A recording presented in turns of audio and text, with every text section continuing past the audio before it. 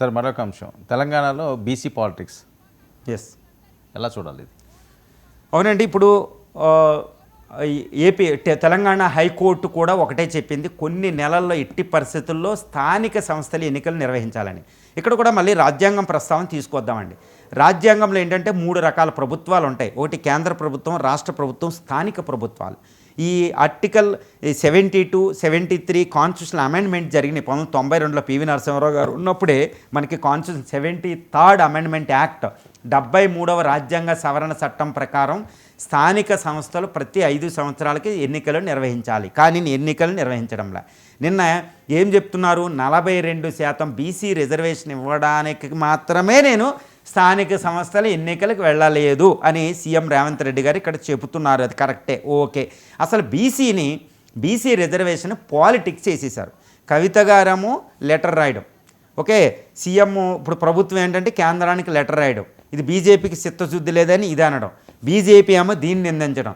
అసలు బీసీ నేతలు అసలు బీసీకి రిజర్వేషన్, ఓకే బీసీ రిజర్వేషన్ ఇవ్వాలి ఎందుకంటే ఎక్కువ మోతాదులో అక్కడ పాపులేషన్ ఉందండి. కానీ బీసీ రిజర్వేషన్ ఏ విధంగా ఇవ్వాలి, ఆర్డినెన్స్ తేవాలి, ఆర్డినెన్స్ ఒప్పుకోవాలి. ఇక్కడ రాజ్యాంగంగా చాలా ఉన్నాయి. అక్కడ గవర్నర్ ఆమోదించాలి, బీసీ ఓకే ఆర్డినెన్స్ వస్తుంది, ఆర్డినెన్స్ 6 నెలలు అమల్లో ఉంటుంది. ఈలోపు మీరు ఎలక్షన్ పెడతారు, ఎలక్షన్ పెట్టిన తర్వాత 42% బీసీలకి రిజర్వేషన్ ఇచ్చి మీరు అమలు పరుస్తారు.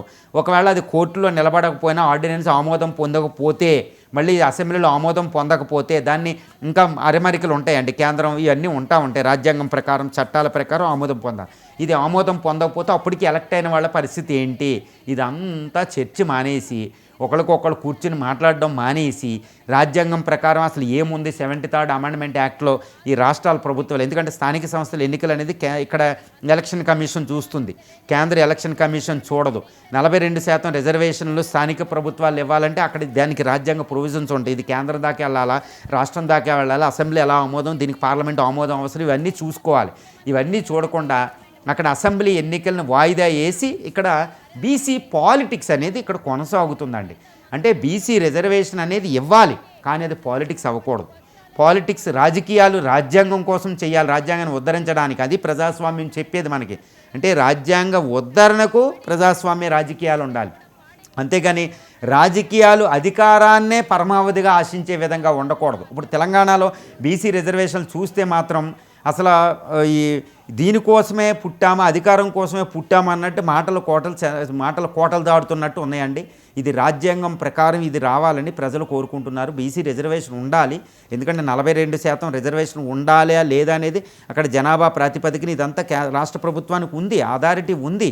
మళ్ళీ రేవంత్ రెడ్డి గారు అంటున్నారు వచ్చే పార్లమెంటరీ ఎలక్షన్కి 2029 ఎలక్షన్కి ఇదే పెద్ద అజెండా అనే విషయంలో ఈయన రాజకీయాల ఉద్దేశం ఇక్కడ మనకు కనపడుతుంది.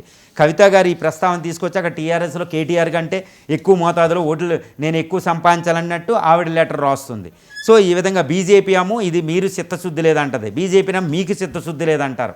అంటే ఏంటి, ఇది ఒక పాలిటిక్స్ కింద తయారైంది. కానీ ప్రజలు నిజంగా ఈ వెనకబడిన కులాల వారికి, వెనకబడిన వారికి స్థానిక ప్రభుత్వాల ప్రాతినిధ్యం ఇద్దాం అనే చిత్తశుద్ధి ఇక్కడ కనపడడంలే.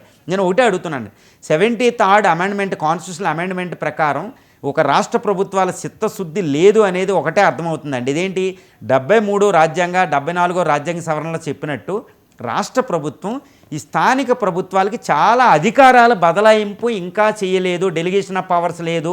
అది కూడా చిత్తశుద్ధిలో భాగమే. ఎంతమంది అండి కింద స్త్రీలకి రిజర్వేషన్ ఇచ్చారు 33%, ఇప్పుడు 42% బీసీలకి ఇస్తారు.